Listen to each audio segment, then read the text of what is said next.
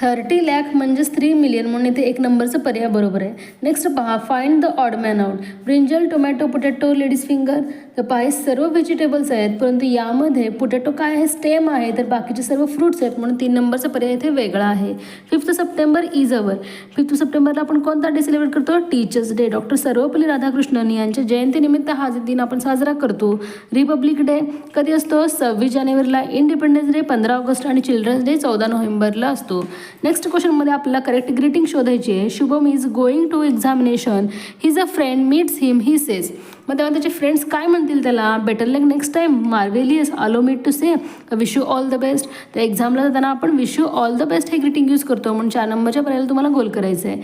Bye rearranging the words given in the alphabetical order लावायचं आहे आणि तुम्हाला मिडल वर्ड शोधायचं आहे. सगळ्यांचे फर्स्ट लेटर सेमच आहेत, सेकंड लेटर पण सेमच आहेत.